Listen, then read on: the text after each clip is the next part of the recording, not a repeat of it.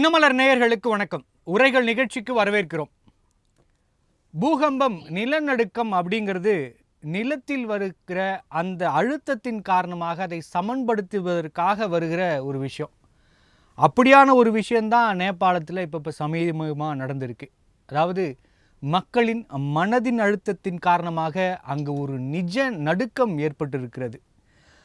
அந்த ஜென்சி என்று சொல்லக்கூடிய இளைஞர்கள் ஒரு பெரிய போராட்டத்தை முன்னெடுத்திருக்கிறார்கள். அதனால் நிறைய கலவரங்களும் உயிரிழப்புகளும் அங்கே நடந்திருக்கு. அதன் பின்னணி என்ன, ஏன் மக்கள் இந்த அளவுக்கு கொந்தளிச்சிருக்காங்க, அங்கே இருக்கிற மக்களோட மன அழுத்தங்கள் என்ன, எதனால் இப்படி நடந்தது, இது அரசியல் காரணங்களாக பார்க்கலாமா அல்லது மக்களின் போராட்டமாக பார்க்கலாமா, இல்லை அதிகார வர்க்கத்தின் பதவி ஆசை, ஊழல், அடுத்த தலைமுறைக்கு சொத்து சேர்க்க வேண்டும் என்கிற எண்ணத்தால் மக்களை கைவிட்டு விட்டார்களா, அவர்கள் பொருளாதார மன அழுத்தம்தான் இப்படி வெளிப்பட்டிருக்கிறதா என்கிற பெரிய கேள்விகள் எழுந்திருக்கிறது. அதை குறித்து தான் இன்றைய உரைகள் நிகழ்ச்சி வாதிக்க இருக்கிறது.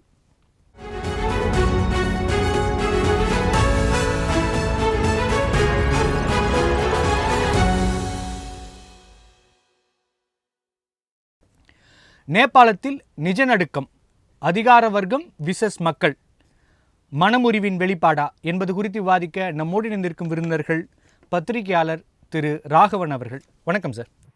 வணக்கம். மற்றும் அரசியல் விமர்சகர் திரு வாசுதேவன் அவர்கள். வணக்கம் சார்.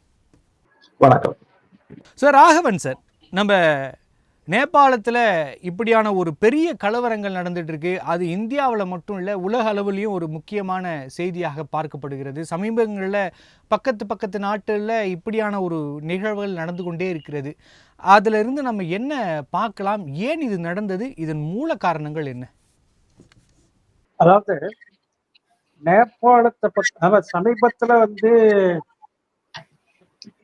இலங்கை, அதை தொடர்ந்து வங்கதேசம், இப்படி அண்டை நாடுகள்ல பிரச்சனைகள் உருவாக்கி ஒரு வழியாக அதுக்கு அரசியல் தீர்வு ஏற்பட்டது. ஆப்கானிஸ்தான்ல ஏற்கனவே பிரச்சனைகள் தொடர்ந்துட்டு இருக்கு. எப்ப தீர்வுன்னு தெரியல. எல்லாரும் அங்க ஒரு நல்ல தீர்வு வரணும் தான் எதிர்பார்த்துட்டு இருக்காங்க. ஸோ இப்படி இருக்கிற நிலையில நேபாளத்துல ஆட்சியாளர்கள் மீதான அதிருப்தி எப்படி கலவரமாக வெடிக்கும் என்பதற்கு இதுவரை இல்லாமல் நடந்துள்ள இந்த அரசியல் கொந்தளிப்பு தான் ஒரு உதாரணம். இதுக்கு காரணம் என்னன்னாக்க ஆட்சியாளர்களுமே அதிருப்தி. அதாவது சாதாரண மனிதனுக்கு வாழ்க்கை தரத்துல எந்த முன்னேற்றமும் இல்லை. அவர்கள் வாழ்வதற்கு விலைவாசி உயர்வு, வேலையின்மை, இப்படி பல பிரச்சனைகள். அடுத்து படித்த இளைஞர்களுக்கு வேலை கிடைக்கல. அவர்கள் ஒரு இடத்திலிருந்து இன்னொரு இடத்துக்கு போய் மாறி வேலை செய்யலாம்னாலும் அதற்கு தகுந்த ஊதியம் கிடைக்கவில்லை. இந்த நிலையில மக்கள் பிரச்சனையை அரசு கண்டுகொள்ளவில்லை அப்படின்னு தான் சொல்லணும். அதாவது என்னன்னா, நாங்கள் நல்லாட்சி தருவோம் என்று சொல்லி பதவிக்கு வருபவர்கள் அதிகாரத்தில் உட்கார்ந்தவுடன் மக்களை கண்டுகொள்ளாமல் ஊழல் நிர்வாகத்தை தருவதும், ஊழலில் திளைப்பதும், சொகுசு வாழ்க்கை நடத்துவதும், வேலை வாய்ப்பை உருவாக்காம எந்த நடவடிக்கை எடுக்காமல் இருக்கிறதா இந்த மாதிரி போன்ற காரணங்கள் தான் இதுக்கு இந்த அரசியல் கொந்தளிப்பு காரணம். இதுல என்னன்னாக்க மக்கள் தெருவிலிருந்து தங்கள் அதிருப்தியை வெளிப்படுத்த போராட்டம் நடத்தினாங்க. ஆட்சியாளர்கள் பொறுப்பு சொல்ல வேண்டும் என்று கேள்வி எழுப்பினார்கள். ஆனால் அரசு என்ன பண்ணிச்சுன்னா, சமூக ஊடகங்களை தடை செய்து மக்களை ஒடுக்க பார்த்தது. அது இன்றைய இளைஞர்களும் ஈடுபடவில்லை. அவர்கள் பெருமளவில் கிளர்ந்து எழுந்து விட்டார்கள். இதுதான் காரணம். அதாவது இப்படிப்பட்ட ஒரு சூழ்நிலையில அதிகார வர்க்கத்தினர் மக்களை கண்டுகொள்ளாமல் சொகுசு வாழ்க்கை நடத்தி மக்களை புறந்தள்ளியதுதான் மக்களின் கோபத்துக்கு காரணம். அதற்கு இப்ப என்ன விளைவுன்னா, ஆட்சியை பறிகொடுக்க வேண்டிய ஒரு சூழல். இல்லை, ஆட்சியை பறி கொடுக்க வேண்டிய சூழல் அப்படிங்கிறத தாண்டி அங்கே ஏற்பட்டிருக்கிற கலவரங்களால் அந்த ஆட்சி அதிகாரத்தில் இருந்தவர்களும் பாதிக்கப்பட்டிருக்கிறார்கள், மற்றவர்களும் பாதிக்கப்பட்டிருக்காங்க. அப்போ இந்த கட்டுக்கடங்காத இந்த வன்முறை என்பது எப்படி மாறுச்சு? போராட்டம் ஆரம்பிக்கிறப்ப சாதாரணமாக தானே ஆரம்பிச்சது. போராட்டம் சாதாரணமாக தான் ஆரம்பிச்சது. இந்த சமூக ஊடகங்களை தடை செய்து இன்டர்நெட்லாம் தடை செஞ்ச உடனே, அதாவது சில பேர் இளைஞர்கள் இந்த சமூக ஊடகங்கள் இன்டர்நெட்டை பயன்படுத்தி வேலை பார்த்து வந்தாங்க. அந்த மாதிரி தடை செய்த உடனே அந்த வேலையை வாய்ப்பும் பறிபோன உடனே மக்கள் இளைஞர்கள் ரொம்ப ஒரு விரக்தியோட கலவரத்துல இறங்கிட்டாங்க. அந்த கோபம் என்னன்னா, அதாவது அரசு அவங்கள கண்டுக்கல. அவங்க என்ன நினைச்சாங்கன்னா, இந்த மாதிரி தடை போட்டு மக்களை ஒடுக்கி விடலாம் என்று நினைத்தார்கள். அது நடக்கல. அடுத்து என்ன நினைச்சாங்கன்னா, இந்த மக்களோட பிரச்சனைகள் தீர்க்க நாங்கள் ஒரு குழு போடுகிறோம் என்று அந்த அந்த மாதிரி ஒரு ஆலோசனை கலக்கலாம் நினைச்சாங்க. ஆனா இப்ப இருக்கிற அரசு ஊழல் நிறைந்த அரசு, மக்களை புறக்கணிக்கும் அரசு அப்படின்னு தெரிஞ்ச உடனே போராட்டக்காரர்கள் அதை ஏற்கவில்லை. அந்த போராட்டத்தை தீவிரப்படுத்தினாங்க. இருந்தாலும் இந்த போராட்டத்தை ஒடுக்க அரசு, கலவரத்தை ஒடுக்க துப்பாக்கி சூடு நடத்துறதுதான் அதோட உச்சக்கட்டம். துப்பாக்கி சூட்டுல கிட்டத்தட்ட ஒரு 24 பேர் பலியானார்கள். இது இளைஞர்களுக்கே ஒரு கொந்தளிப்பை ஏற்படுத்தியது. அதன் காரணமாக பார்லிமெண்ட், தலைமைச் செயலகம், உச்ச நீதிமன்றம், தர்பார் ஹால் என முன்னாள் பிரதமர், இந்நாள் பிரதமர் என அவர்களின் வீடுகளை சூறையாடினர். இந்த மாதிரி பண்றது சில நேரங்களில் சமூக விரோதிகளும் இதுல இருப்பாங்க, இல்லைன்னு சொல்றது அது மறுக்க முடியாது. ஆனால் நடந்தது என்னவோ அரசுக்கு எதிரான அதிருப்தியாளர்கள் நடத்திய ஒரு போராட்டம் தான் இது. அப்படிதான் இதை பார்க்கணும். கண்டிப்பா சார். சார் வாசுதேவன் சார், இப்போ நேபாளத்தில் இப்போ நடந்த கலவரம் என்பது இந்த ஆட்சியின் வெளிப்பாடாக மட்டும் நம்ம பார்க்கலாமா? ஏன்னா நீண்ட காலமாக நேபாள் மக்கள் மன அழுத்தத்திலே இருக்காங்க. நிறைய அங்கே பொலிட்டிக்கல் அன்சர்டனிட்டி இருக்குது, ஸ்திரத்தன்மை இல்லாமல் இருக்குது. 2015 ஏன் இன்னும் போனால் 2001 கூட அந்த அரண்மனை கொலை நடந்தது. அதிலிருந்தே கூட நேபாளம் ரெஸ்ட்லெஸ்ஸாகவே இருக்குது. அதோட ஒட்டுமொத்த வெளிப்பாடாக இதை பார்க்கலாமா, அல்லது இப்போ இருந்த ஊழல்களின் வெளிப்பாடாக இதை பார்க்கலாமா? நீங்களே சொல்லிட்டீங்க, நீண்ட கால மன அழுத்தம் மக்களுக்கு இருக்கு அப்படின்னுட்டு. அதுதான் நான் என்னுடைய முதல் பதிவுலையும் போட்டிருந்தேன். இந்த கலவரத்துக்கு பின்னால சீனாவோ, அமெரிக்காவோ, இந்தியாவோ, பாகிஸ்தானோ யாருமே கிடையாது. இது ஒரு உள்நாட்டு பிரச்சனை தான். மக்களுக்கு மக்களுடைய மனசுல பென்ட் அப் ஃபீலிங் இருக்கும் இல்லையா, அது ஒரேடியா எக்ஸ்ப்ளோர்ட் ஆச்சு. அதுக்கு ட்ரிகர் கொடுத்தது இந்த வாட்ஸ்அப், இந்த லிங்க்டின், இன்ஸ்டாகிராம், இந்த மாதிரி வலைதளங்கள் எல்லாம் அவங்க முடக்குனது தான். அது ஒரு காரணம். ரெண்டாவது மிகப்பெரிய காரணம் ஆஸ்திரேலியால நம்ம இந்தியன்ஸ் பண்ற மாதிரி இங்க இருக்கிற இந்த நேபோ கிட்ஸ் அப்படிங்கிறவங்க, அதாவது நேபாள் பாலிட்டிஷியன்ஸ் கிட்ஸ், அவங்க போடுற வீடியோக்கள், அதாவது அந்த அந்த பசங்க எல்லாம் என்ன மாதிரியான வசதியான வாழ்க்கை வாழ்ந்துட்டு இருக்காங்கிறது தங்களுடைய செல்வ செழிப்பை அப்படி வீடியோல போட்டு பதிவேற்றுறதுனால அதை பாக்குறவங்களுக்கு எல்லாம் ஒரு பொறாமை ஏற்படுதுங்கிறது ரொம்ப இயல்பு. இதுல பல்வேறு விஷயங்கள் நம்ம பார்க்கணும். அது பொறாமை வாசுதேவன் சார், அது பொறாமைங்கிற வார்த்தைக்குள்ள அது அடங்கிடுமா? ஆமா, கண்டிப்பா. இது பொறாமை பிளஸ் ஒரு ஏமாற்றம் அப்படின்னு நீங்க வச்சுக்கலாம். அதுக்குதான் நான் அந்த ஸ்டாட்டிஸ்டிக்குள்ள நான் வரேன், ஸ்டாட்டிஸ்டிக்ஸ்குள்ள புள்ளிவிவரத்துக்குள்ள வரேன். கடந்த ஒரு 10-15 வருஷமா நீங்க பாத்தீங்கன்னா there is a population explosion. கிட்டத்தட்ட 59.5% 59.5% பாப்புலேஷன் 30 வருஷத்துக்கு கீழே இருக்கிறாங்க. இவங்க எல்லாருக்கும் வேலை வாய்ப்பு கிடைக்க மாட்டேங்குது. மத்திய அரசினுடைய வளர்ச்சி திட்டங்களாகட்டும், அவங்க சீனா உதவியோட, அமெரிக்க உதவியோட, இந்திய உதவியோட செயல்படுத்துகிற வளர்ச்சி திட்டங்களாகட்டும், எதுலையுமே வேலை வாய்ப்பு உருவாகுவதில்லை. அதாவது இவங்க ஒவ்வொரு வருஷமும் 65,000-75,000 பேரு இளைஞர்கள் அந்த நாட்டை விட்டு வளைகுடா நாடுகள்ல போயிட்டு டிரைவர்கள் மாதிரியோ இல்லைன்னா சின்ன சின்ன வேலைகள்ல சேர்ந்துக்கிட்டு அவங்க ரெமிட்டன்ஸ் அனுப்பிச்சுட்டு இருக்கிறாங்க. இதுதான் இன்னைக்கு நேபாளத்தினுடைய நிலைமை. நேபாளத்துல வேலை வாய்ப்பு இல்லை. படிச்சீங்கன்னா வேலை வாய்ப்பு கிடையாது. இந்தியாவில படிக்கிறான், அவன் அமெரிக்காவுக்கு போயிடுறான், அல்லது வேற எங்கேயும் போயிடுறான், நேபாளத்துக்குள்ள போறது இல்லை. அதாவது அரசனுடைய செலவினங்கள் தகுந்த வேலை வாய்ப்பை உருவாக்கவில்லைன்னு சொன்னா மக்களுடைய அதிருப்தி ஏற்படத்தான் செய்யும். அதிருப்தி, அதோட சேர்ந்த அந்த பொறாமை, அதோட சேர்ந்த அந்த ஏமாற்றம், இதெல்லாம் தான் ஒரே அடியா வெடிக்க ஆரம்பிச்சது. நீங்க வாங்க, 2001 அந்த அரண்மனை கொலைகள் நடந்தது. அதுக்கப்புறமா 2006 வாசுதேவன் சார், ஒரு சின்ன குறுக்கீடு. மக்களோட பொறாமை அப்படிங்கிற வார்த்தையை நீங்கள் தொடர்ந்து பயன்படுத்துறீங்க அப்படின்னா, அங்கே வாய்ப்புகள் கிடைச்சி அந்த மக்களால் முன்னேற முடியல, அவர்களுக்கான அந்த வாய்ப்புகள் கிடைக்கல அப்படின்னா மக்கள் பொறாமைப்படுறாங்க, நம்ம அந்த வார்த்தையில் மக்களை அடக்கிட முடியும். ஆனால் இங்கே வந்து ஊழலாலும் தங்களுக்கு கிடைக்க வேண்டிய நியாயமான விஷயங்களை கிடைக்கல அப்படின்னு போராடுறவங்கள பொறாமைங்கிற வார்த்தையில் அப்படி பொறாமைங்கிற வார்த்தையில் நம்ம சொல்லலாமா? சரியா இருக்குமா? ஏமாற்றம், அதாவது ஏமாற்றம். நீங்க தான் ஊழல் பட்டியல்ல அந்த இன்டர்நேஷனல் இண்டெக்ஸ் ஆஃப் கரப்ஷன்ல நீங்க பாத்தீங்கன்னு சொன்னா 180 நாடுகள்ல 107வது நாடா தான் அது இருக்கு. 100க்கு கீழே இருந்துச்சுன்னா பரவாயில்ல, 107வது நாடா இருக்கு.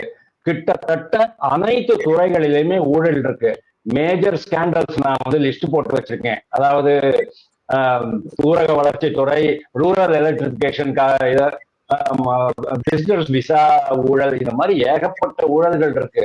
எல்லாம் இது தவிர பெல்ட் அண்ட் ரோடு ப்ராஜெக்ட்னு ஒன்று போட்டாங்க இல்லையா? பெல்ட் அண்ட் ரோடு ப்ராஜெக்ட்ல வந்து சீனாக்காரங்க வந்து நிறைய இன்வெஸ்ட்மெண்ட் பண்ணிருக்கிறாங்க அந்த இதெல்லாம் டெவலப் பண்றதுக்காக, இன்ஃப்ராஸ்ட்ரக்சர் டெவலப் பண்றதுக்கு. அதுலயும் பயங்கரமான ஊழல். இதை தவிர அமெரிக்கனுடைய உதவியில நடக்கிற திட்டங்கள்ல ஊழல், இந்தியா அனுப்புற திட்டங்கள்ல ஊழல். இந்தியாவில் நிறைய இன்வெஸ்ட்மெண்ட் பண்றோம். நம்ம கிட்டத்தட்ட $25 பில்லியன் நம்ம வந்து அங்க இன்வெஸ்ட் பண்ணிருக்கோம். அது எல்லாத்தையுமே அவங்க ஊழல் பண்ணிட்டு இருக்காங்க. இதுக்கு முன்னாடியே பாருங்க, 1996ல இருந்து 1996ல இந்த மன்னராட்சியை முடிக்கணும் அப்படிங்கிற அந்த ஒரு போராட்டம் நடந்தது பாத்தீங்களா? அப்போலேருந்தே வந்து இந்த ஊழல் பத்தி நம்ம இவங்க அதிகமா பேச ஆரம்பிச்சிருக்காங்க. அதாவது நிர்வாக சீர்கேடு, ஊழல், அதை தவிரவும் இந்த ஆடம்பரமான வாழ்க்கை வசதிகளை பெருக்கிக்கிறது, அதாவது ஆட்சியாளர்களுடைய குழந்தைகள் ஆட்சியாளர்கள் பெருக்கிக்கிறது, இது எல்லாமே சேர்ந்து ஒட்டுமொத்தமான ஒரு கலவையா தான் நம்ம இதை பார்க்கணும். அதை தவிரவும் இந்தியாவை அங்க பாக்குறாங்க, பாகிஸ்தானை பாக்குறாங்க, பங்களாதேஷையும் பாக்குறாங்க. இந்தியாவை பார்க்கும்போது அவங்களுக்கு என்ன தோன்றது? கடந்த 11 வருஷமா தான் இந்தியாவில ஒரு மிகப்பெரிய பொருளாதார வளர்ச்சி, எதற்குமே குறைவில்லாத, தட்டுப்பாடு இல்லாத ஒரு பொருளாதாரம், அருமையான வாழ்க்கை, நிலையான அரசு, இதையெல்லாம் பாக்குறாங்க அவங்க. 17 வருஷத்துல 2008ல இருந்து 2025 வரைக்கும் 17 வருஷத்துல 14 முறை அவங்க வந்து ஆட்சி மாற்றம் ஏற்பட்டிருக்கு. அது 2 கம்யூனிஸ்ட் கட்சிகள், ஒரு காங்கிரஸ் கட்சி, இவங்க 3 பேரும் தான் மாறி மாறி வராங்களே தவிர புதுசா யாருமே வரல. ஒரு மிகப்பெரிய ஒரு லீடர்ஷிப், ஒரு ஆளுமை மிக்க ஒரு பிரதமர் அப்படிங்கிற மாதிரி யாருமே கிடையாது. அந்த மாதிரி இருக்கும் போதுதான் ஏன் இப்போ சுஷீலா கார்கி தலைமை ஏற்றிருக்காங்க இல்லையா, அவங்களே வந்து ஊழலுக்கு எதிராக நிறைய வேலைகள் பண்ணிருக்கிறாங்க. அவங்க வந்து அந்த 1.25 வருஷம் நீதிபதியாக இருக்கும்போது கூட பல்வேறு ஊழல் குற்றச்சாட்டுகள்ல அவர் தீர்ப்பு வழங்கியிருக்கிறாரு. அதனாலதான் அவரையே வந்து ஒரு நேச்சுரல் சாய்ஸா இவங்க வந்து எடுத்துட்டு இருக்காங்க இந்த இடைக்கால பிரதமர் பதவிக்கு அப்படிங்கிற நம்ம பாக்குறோம். அதனாலதான் நம்ம திருப்பி இதை சொல்றோம். இந்தியாவை பார்த்து அவர்கள் கற்றுக்கொள்கிறார்கள், தங்களுடைய அரசியல்வாதிகள் எப்படி பணியாற்றுகிறார்கள் என்பதையும் அவர்கள் ஒப்பிட்டு பார்த்து முடிவு செய்கிறார்கள். தேங்க்யூ. நன்றி சார், தொடர்ந்து பேசலாம். ராகவன் சார், சார் சொன்ன மாதிரி நிறைய அழுத்தத்தின் காரணமாக மக்கள் இந்த முடிவு எடுத்திருக்காங்க, இளைஞர்கள் இந்த முடிவு எடுத்திருக்காங்க அப்படிங்கிறத நம்ம புரிஞ்சுக்க முடியுது. ஆனால் அங்கே எலெக்ஷனுக்கான வாய்ப்புகள் இருக்குது, ஆட்சி மாற்றத்துக்கான வாய்ப்புகள் இருக்கும்போது ஏன் வன்முறையை கையில் எடுத்தாங்க? ஏன் இந்த போராட்டம் திடீரென்று வெடித்திருக்கிறது? இல்லை இது ரொம்ப நாளாக திட்டமிட்டு தொடங்கிய போராட்டமா, அப்படி பார்க்கலாமா? இல்ல, திட்டமிட்டு தொடங்கிய போராட்டமா தெரியல. அதாவது எப்படின்னா, தற்போதைய பிரதமராக இருந்த KP ஒளி ஆட்சியின் மீது மக்களுக்கு இருந்த ஒரு விரக்தி, அதாவது எந்த வகையிலும் ஒரு முன்னேற்றம் இல்லை, எல்லா துறைகளிலும் ஊழல், படிப்படியா எல்லாத்துலயும் இப்ப வேலையின்மை, இப்படி பல காரணங்கள். அதாவது அவங்க மக்கள் என்ன நினைக்கிறாங்கன்னா, இன்றைய இளைஞர்கள், அதாவது வரும் தலைமுறையினர் என்ன நினைக்கிறாங்கன்னா, ஊழலற்ற நிர்வாகம் வேணும்னு நினைக்கிறாங்க. வந்து மக்களுக்கு ஆட்சியாளர்கள் பொறுப்பு சொல்ல வேண்டும், கணக்கு சொல்ல வேண்டும், நேர்மையான ஆட்சி வேண்டும் என்று எதிர்பார்க்கிறார்கள். இவையெல்லாம் இல்லாத போது அவர் ஒரு கட்டத்துல அந்த போராட்டம் வெடிக்குது. அந்த போராட்டம் வெடிக்கும் போது அதை ஒடுக்கிறதுக்கு அரசு பல்வேறு வழிகளை கையாளுகிறது. அது மாதிரிதான் இவங்க என்ன நினைச்சாங்க, சமூக ஊடகங்கள்லாம் ஒடுக்கிட்டா இவங்க அடங்கிப்படுவாங்க அப்படின்னு தடை செஞ்சாங்க. ஆனால் அவர்கள் போராட்டத்தை கைவிடல, தொடர்ந்து ஒற்றுமையாக இருந்து வந்து போராட்டத்தை முன்னெடுத்தார்கள். ஆனால் அதான் நான் ஏற்கனவே சொன்ன மாதிரி, அந்த ஒரு போராட்டம் வன்முறை அப்படின்னாலே கோபத்தை அவங்க வெளிப்படுத்துறாங்க. அந்த கோபத்தை வெளிப்படுத்தும் போது சில சமூக விரோதிகளும் அதுல சேர்ந்துப்பாங்க. ஏன்னா அதை வந்து நீங்க அப்படி பிரிச்சு பார்க்கவே முடியாது, யார் சமூக விரோதி யார் வந்து உண்மையா போராடுறாங்கன்னு. ஸோ அந்த மாதிரி கோபத்தின் வெளிப்பாடு தான் இந்த பார்லிமெண்ட்டை துவம்சம் பண்ணது, சூறையாடியது எல்லாம். இப்ப உங்களுக்கு வந்து மக்கள் பிரச்சனை, மக்களுக்கு வந்து இப்ப ஒரு பிரச்சனை, தங்கள் பிரச்சனைகளை தீர்வு கிடைத்து விட்டால், அதாவது இல்ல ராகவன் சார், அரசு வந்து ராகவன் சார், நம் இல்ல வந்து மக்கள் பிரச்சனையை காது எலெக்ஷனுக்கு கேட்டு அதுக்கு ஒரு வழிவகை செய்வதா இருந்தா ஏன் போராடுறாங்க? இல்ல, அவங்களுக்கு விலைவாசி உயர்வு, ஊழல் ஊழல், ஆட்சியாளர்கள் மட்டும் சொகுசு வாழ்க்கை வாழ்கிறார்கள், சொத்து சேர்க்கிறார்கள் என்ற எண்ணம் பரவலாக வெளிப்படையாக தெரிந்த ஒன்றதான் அவங்களுக்கு கோபம் வந்து ஜாஸ்தி ஆகுது. ஸோ இதுக்காக காரணம் என்னன்னு, ஏன்னா இல்ல ராகவன் சார், ராகவன் சார், பெருவாரியான கேள்வி என்னவா இருக்குன்னா, இன்னும் ஆட்சி மாற்றம் வருது, தேர்தல் அனௌன்ஸ் பண்றதுக்கு மிஞ்சி போனா ஒரு 6 மாசத்துக்குள்ள எப்ப தேர்தல் அப்படிங்கிற விஷயங்கள் எல்லாம் வெளியே வரப்போகுது. அப்ப அதற்கான வாய்ப்புகள் இருக்கும்போது, அதுக்கான வாய்ப்புகள் இருக்கும்பொழுது ரொம்ப 2 வருஷம் 3 வருஷம் இருக்கு அப்படின்னா மக்கள் கொந்தளிக்கிறாங்க, நம்ம புரிஞ்சுக்க முடியுது. ஒரு 6 மாத இடைவெளிக்குள்ளே ஒரு எலெக்ஷன் வரும், அப்போ ஆட்சி மாற்றத்தை கொண்டு வரலான்னு இளைஞர்களுக்கு நல்லாவே தெரியும். அப்படி இருந்தும் ஏன் இந்த அளவுக்கு வெடிச்சிருக்குங்கிறதான யாருக்கும் புரியாத கேள்வியாக இருக்கிறது. அதாவது என்னன்னா, திரும்ப திரும்ப போலியான வாக்குறுதிகள் கொடுத்து இருக்கிற ஆட்சியாளர்களை மீண்டும் ஆட்சியில் அமர்ந்து விடக்கூடாது என்பதற்காக தான் ஜனநாயகமான சிறத்தன்மையுள்ள ஒரு அரசு வேணும்னு மக்கள் நினைக்கிறாங்க. அதனால்தான் இந்த போராட்டத்தை முன்னெடுத்திருக்காங்க. இதுல இன்னொரு விஷயம் என்னன்னாக்க, இப்ப பாத்தீங்கன்னா இந்த இந்த மாதிரி ஒரு வன்முறை கலவரத்தை ஒடுக்கிறதுக்கு ராணுவம் வந்து தலையிட்டது. ராணுவம் தலையிட்ட உடனே ஒரு ஆலோசனை, இது போராட்டக்காரர்களுக்கும் ஆட்சியாளருக்கும் ஒரு ஆலோசனை நடந்து, அதில் வந்து யாரை வந்து இடைக்கால பிரதமரா தேர்ந்தெடுக்கிறது என்று ஒரு கலந்தாலோசனை நடக்கும்போது, நேர்மையான செயல்பாட்டுக்கும் ஊழல் எதிர்ப்புவாதியுமான திருமதி சுசிலா காந்தி தேர்ந்தெடுக்கப்பட்டார். அது ஒரு சரியான தேர்வு தான். ஏன்னா அவங்க வந்து இந்தியாவில வந்து பனாரஸ் யூனிவர்சிட்டியில வாரணாசியில சட்டம் படித்தவங்க. அதுக்கப்புறம் வழக்கறிஞர் தொழில பல வழக்குகளை நேர்மையான முறையில் தீர்ப்பு வழங்கி படிப்படியாக கடைசியாக தலைமை நீதிபதி அளவுக்கு உயர்ந்திருக்காங்க. அப்போ கூட அவங்க அந்த ஒன்றரை ஆண்டு காலம் இருந்தாலும் சிறப்பாக ஆட்சி நடத்தி எல்லாத்தையும் நல்ல பேர் வாங்கியிருக்காங்க. அதனால்தான் அவரின் இடைக்கால பிரதமராக தேர்ந்தெடுப்பதற்கு போராட்டக்காரர்கள் ஒத்துக்கிட்டாங்க. அதனால்தான் அது ஒரு காரணம். இப்ப இப்ப என்ன விஷயம்னாக்க, இந்த 2 விஷயம். ஒண்ணு, நேபாளத்துல வந்து சிறத்தன்மை முக்கியம், அங்கு அமைதி ஏற்பட வேண்டும், ஜனநாயகம் நிலை பெற வேண்டும் அப்படின்னு சொல்லும் போது, புதிய அரசு பதவியேற்க வேண்டும் அப்படின்னு சொன்னா அதற்கு இந்தியாவின் உதவி அவங்களுக்கு கண்டிப்பா தேவை. இந்தியாவோட உதவி இந்த விஷயத்துல எப்படி இந்தியா வந்து ஒரு முன்னெச்சரிக்கையோட கண்டிப்பா நேபாளத்துக்கு உதவும்னு எதிர்பார்க்கலாம். இன்னொரு விஷயம் வந்து, இந்த தற்போது இடைக்கால பிரதமராக பதவியேற்றுள்ள சுசிலா கார்த்திக் வந்து கிட்டத்தட்ட ஒரு 5 சவால் இருக்கு.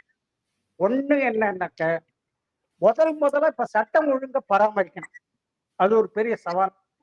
அடுத்து இடைக்கால அமைச்சரவை நிறுவனம், அதுல வந்து ஒரு நல்ல ஒரு கைத்தேர்ந்தவர்களை, அதாவது ஆட்சி அதிகாரத்தில் கைத்தேர்ந்தவர்கள் ஊழலற்றவர்களை சேர்க்கணும். அடுத்து என்ன செய்யணும்னா, அவங்க வந்து மக்களிடம் நம்பிக்கை ஏற்படுத்த வேண்டும். நாங்க வந்து கண்டிப்பா உங்களுக்கு ஒரு சிரமான ஜனநாயக முறையிலான ஒரு அரசை ஏற்படுத்துவோம் என்று ஒரு நம்பிக்கை மக்களிடையே ஏற்படுத்தணும். அதுக்கப்புறம் வந்து தேர்தலை முன்னின்று நடத்தணும்.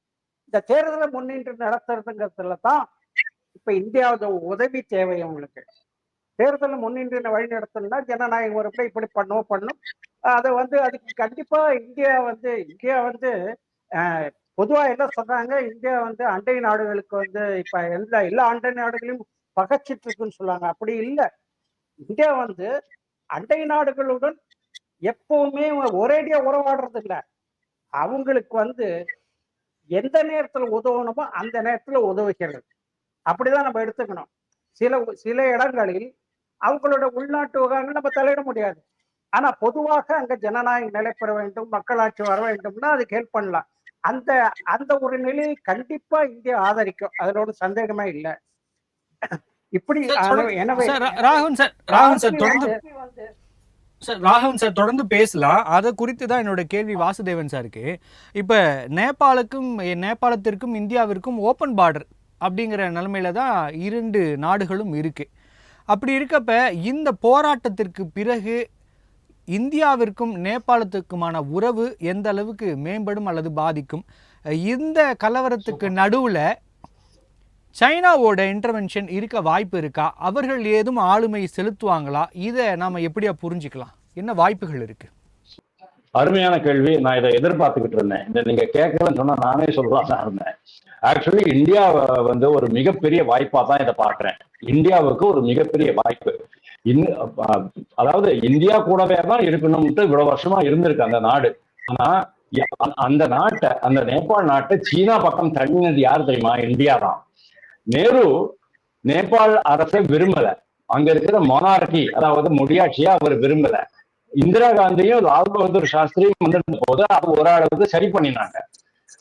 நேரு காலத்துல 3 முறை நேபாள அரசுக்கு கண்டனம் தெரிவிக்கப்பட்டது நேரு அரசால். இந்திரா காந்தியும் லால் பகதூர் சாஸ்திரியும் ஓரளவுக்கு மெயின்டைன் பண்ணிட்டு வந்தாங்க. ராஜீவ் காந்தி வந்த பிறகுதான் அந்த பிரச்சனை அதிகமா வெடிக்க ஆரம்பிச்சது. அதாவது இந்தியாவில இருந்து எல்லா விதமான வசதிகளையும் அவங்க அனுபவிச்சுட்டு இருக்கும் போது இவர் என்ன பண்ணிட்டாரு, அந்த பைலேட்டரல் ட்ரேடெல்லாம் ஸ்டாப் பண்ணிட்டாரு. அதற்கு காரணம் வந்து 1987 சார்க் சம்மிட்ல, SAARK சார்க் அந்த சம்மிட் அங்க நேபாளல நடக்குது. அப்போ அவருக்கும் அந்த மன்னருக்கும் ஒரு சின்ன மனக்கசப்பு. அதன் பிறகு 1988 ராஜீவ் இதை சொல்றது கொஞ்சம் கசப்பா தான் இருக்கும். ஆனா உண்மைகள் எப்பவுமே கசக்கும். ஆனா அது உண்மைகள். அதனால தான் நான் இதை சொல்றேன். 1988 டிசம்பர் மாதம் இவர் வந்து சோனியா காந்தி கூட பசுபதிநாத் கோவிலுக்கு போறாரு. பசுபதிநாத் கோவில்ல இவருக்கு என்ட்ரி இல்லை சோனியா காந்திக்கு. ஏன்னா அவர் வந்து கேத்தலிக் கிறிஸ்டியன் அப்படிங்கிறதுனால. ராஜீவ் காந்தி வந்து அந்த மன்னருக்கு சொல்றாங்க, நீங்க கொஞ்சம் அலோவ் பண்ணுங்கன்னுட்டு. மன்னர் அனுமதி கொடுக்கவில்லை. எங்களுக்கு வந்து இந்த ஒரு சிஸ்டம் வந்து இன்வயோலபிள் அப்படின்னு அவர் சொல்லிடுறாரு. அவருக்கு பாடம் புகட்டணும் அப்படிங்கிற அந்த ஒரு எண்ணத்துலதான் 1988 திரும்பி வந்த உடனேயே ராஜீவ் காந்தி என்ன பண்றாரு, 2 நாட்டுக்கும் இடைப்பட்ட அந்த பைலேட்டரல் ட்ரேட் அக்ரிமெண்ட்ஸ் எல்லாம் இருக்கு இல்லையா, அதெல்லாம் அப்ரப்டா எந்த முன்னறிவிப்பும் இல்லாமல் அதை வந்து ஸ்டாப் பண்ணிடுறாரு. அப்போதான் அவங்க வந்து சீனா பக்கம் போகிறாங்க.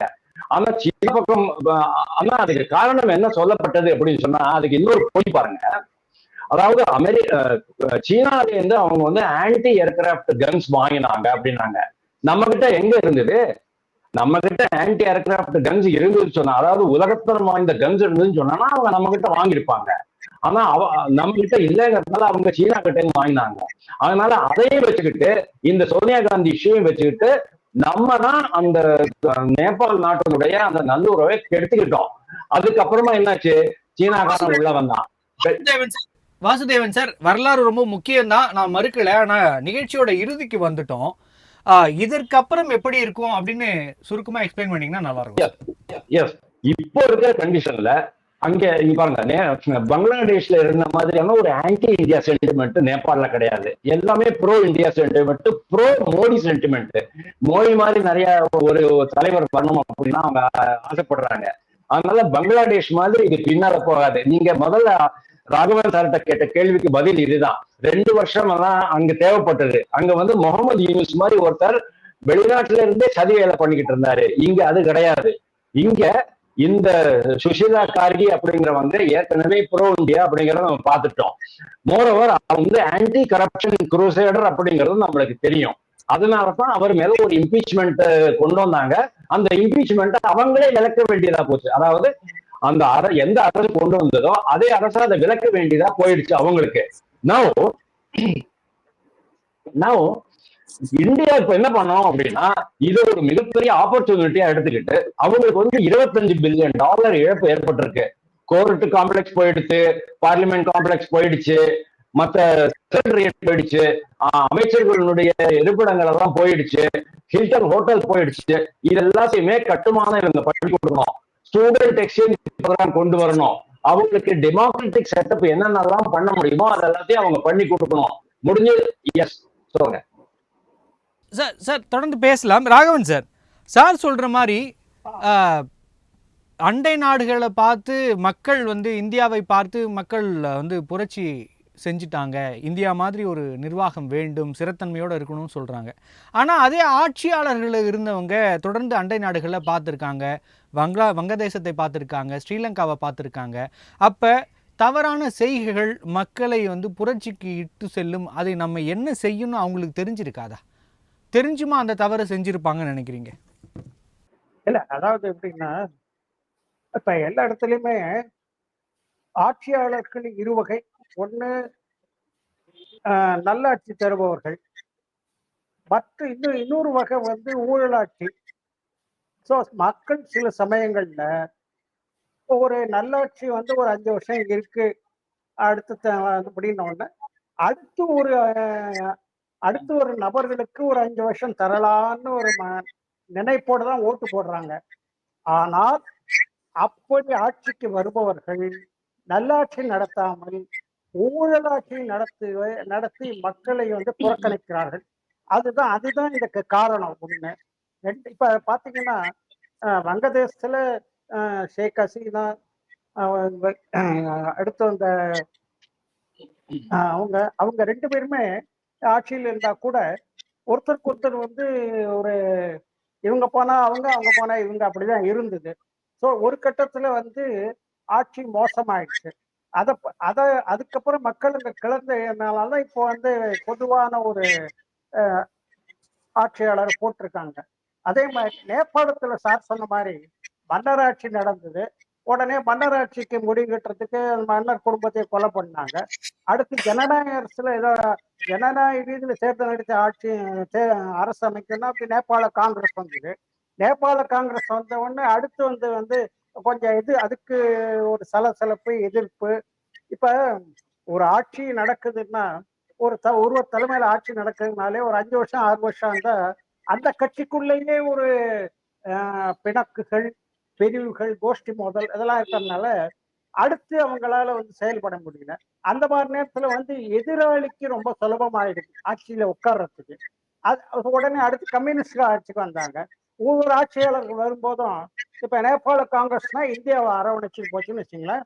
இந்த கம்யூனிஸ்ட் ஆட்சி வந்தா என்ன ஆகுது, உடனே சீனாவோட நட்பு வச்சுன்னு இந்தியாவை புறக்கணிக்கிறாங்க. ஸோ இப்படி அவங்க வந்து தங்களுடைய லாபத்துக்கு தான் செயல்படுறாங்க தவிர மக்களாட்சி மக்களுக்கு நல்ல செய்யணும் செய்யல. இது மாதிரி காரணங்கள் தான் இதுக்கு காரணம். ஸோ எனிவே என்னுடைய கருத்து என்னன்னா, நடந்தவையாக இருக்கட்டும். இடைக்கால பிரதமர் சுஷிலா கார்கி நிச்சயமாக ஒரு ஜனநாயக அரசை நிறுவுவார் என்ற நம்பிக்கை உள்ளது. அதற்கு நிச்சயம் இந்தியா ஆதரவு கரம் நீட்டும், பக்கபலமாக இருக்கும் என்பது சந்தேகமில்லை. சார் வாசுதேவன் சார், இதன் பிறகு நேபாளத்தின் எதிர்காலம் எப்படி இருக்கும்? அங்கே ஸ்திரமான ஆட்சி அமைவதற்கான வாய்ப்புகள் இருக்கா? ஜனநாயகம் அங்கு நிலைநாட்டப்படுமா? மக்களின் அந்த மன குமுறலுக்கு ஆறுதல் கிடைக்குமா? வாய்ப்புகள் எப்படி இருக்கு? உங்களுடைய இறுதியான சுருக்கமான கருத்து சார். ஜனநாயகம் கண்டிப்பா தழைத்தோங்கும். ஏன்னா அவங்களுக்கு வந்து ஆல்ரெடி இந்த பார்லிமெண்டரி டெமோக்ரஸி பத்தி தான் இன்ட்ரெஸ்ட் எடுத்துட்டு இருக்காங்க. ஏன்னா 2025 மார்ச் மாதம் மன்னராட்சி கொண்டு வரலாமா அப்படின்னு கேட்டபோது ஞானேந்திர சிங் வந்து ஞானேந்திர ஷா வேண்டாம் அப்படின்ட்டார் அவரு. அதனால அவரு அதாவது அந்த மன்னர் பரம்பரையில எல்லாருமே போனதுக்கு அப்புறமா மாமா தான் மன்னர் ஆனாரு. அதனால அவருக்கு இன்ட்ரெஸ்ட் இல்லாத போது இதுதான் நடக்க போகுது அப்படிங்கிறது தெரியும். ஆனா இதுல முக்கியமா நான் என்ன பாக்குறேன் அப்படின்னு சொன்னா, சுஷீலா காரிக்கு வந்து 2 நிபந்தனைகள் விதிச்சிருக்காங்க. ஒண்ணு, வன்முறையாளர்கள் எப்படி இவ்வளவு வன்முறையில ஈடுபட்டாங்கிறது விசாரணை பண்ணணும். 2வது, ராணுவ சைட்ல இருந்து வன்முறை யார் அவிழ்த்து விட்டது அதற்கும் விசாரணை பண்ணணும் அப்படின்னு சொல்லிருக்காங்க. 3வது வந்து எனக்கு ஃப்ரீ ஹேண்ட் வேணும், என்னுடைய கை கட்டி போட்டா நான் என்னால எடுக்க முடியாது அப்படின்னு சொல்லிருக்காங்க. அதனால இவங்க வந்து ஒரு சரியான இடத்துக்கு கட்டி போவாங்க நான் நினைக்கிறேன். வித்தின் 6 months அவங்க வந்து தேர்தல் டேட் கூட அனௌன்ஸ் பண்ணி 26 மார்ச் 2026 தேர்தல் அப்படின்னு அவங்க அனௌன்ஸ் பண்ணிட்டாங்க. இதுல முக்கியமா இன்னொரு நல்ல விஷயம் என்ன அப்படின்னா, ஆர்மி உள்ள வரல. 2வது, ஸ்டூடெண்ட்ஸ் குரூப்ஸ் எதுவுமே உள்ள வரல. பங்களாதேஷ் மாதிரி ஸ்டூடெண்ட் குரூப் எல்லாம் எதையும் கண்ட்ரோல் பண்றதுக்கு விரும்பல. ஒட்டுமொத்தமா இந்த பெண்மணி மேல இப்போ இருக்கிற அந்த பிரசிடென்ட் மேல முழு நம்பிக்கையை வச்சிருக்கிறாங்கிறது ஒரு மிக நல்ல விஷயம். அதனால இந்தியாவினுடைய ஒத்துழைப்போட, ஏன் இந்தியாவினுடைய ஒத்துழைப்புன்னு சொல்றேன் அப்படின்னா, ஆல்ரெடி அவங்களுக்கு வந்து சீனாவோட ஏற்பட்ட கசப்பான எக்ஸ்பீரியன்ஸ் அனுபவம் அவர்களுக்கு இருக்கு. அந்த பெல்ட் அண்ட் ரோடு இனிஷியேட்டிவ்ல அந்த சீனாவுடைய கடனை கிராண்டா மாத்துங்கன்னு சொல்லிட்டு அவங்களுக்கு எவ்வளவோ கேட்டு பார்த்துட்டாங்க. சீனா இன்னைக்கு வரைக்கும் ஒத்துக்கல அப்படிங்கிறது தான் உண்மை. அதனால அந்த பெல்ட் அண்ட் ரோடு ப்ராஜெக்ட் கூட நின்று போச்சு. அமெரிக்காவுடைய அந்த எய்டு, மில்லேனியம் எய்டு அப்படிங்கிறது அதுவும் அப்படியே நின்று போச்சு. ஆனா இந்தியால இருந்து போறது எல்லாமே எந்த தங்கு தடையும் இல்லாம பிரமாதம் நடந்துகிட்டு இருக்கு. அப்படிங்கும் போது இப்போ வரப்போற தேர்தல், ஆனா ஒரே ஒரு ப்ராப்ளம் என்ன, இதுதான் சொல்றேன், இந்த 3 கட்சிகள் மேலேயும் சார் சொன்ன மாதிரி இந்த மக்களுக்கு நம்பிக்கையே இல்லை. அதாவது 2 கம்யூனிஸ்ட் கட்சிகள், 2 பிரிவு, அதுக்கப்புறமா நேபாளி காங்கிரஸ், இந்த 3 கட்சிகள் மேலேயும் மக்களுக்கு நம்பிக்கையே இல்லை. அப்படிங்கும் போது ஏதாவது புதிய தலைவர் உருவாகுவாரா, புதிய கட்சிகள் உருவாகுமா அப்படிங்கிறது நம்மளுக்கு தெரியாது. 6 மாசத்துல என்ன வேணாலும் நடக்கலாம். ஆனா ஒண்ணு, இந்த முறை நேபாளிகள் ஏமாறப் போவதில்லை. அவர்கள் இந்தியாவிடமிருந்து பாடம் கற்றுக் கொண்டிருக்கிறார்கள். ஒரு ஸ்திரமான அரசு வேண்டும் என்று விரும்புகிறார்கள். வளர்ச்சி வேண்டும், வாழ்வாதாரம் வளர வேண்டும் அப்படின்னு விரும்புறாங்க. நேர்மையான அரசியல்வாதிகள் உருவாக வேண்டும் அப்படின்னு அவங்க விரும்புறாங்க. இது கண்டிப்பா நடக்கும் அப்படின்னு நான் பாக்குறேன். தேங்க்யூ. நன்றி சார். நம்முடைய விவாதத்தில் கலந்து கொண்டு பல்வேறு கருத்துக்களை நம்மோடு பகிர்ந்து கொண்டமைக்கு நன்றி. தேங்க்யூ.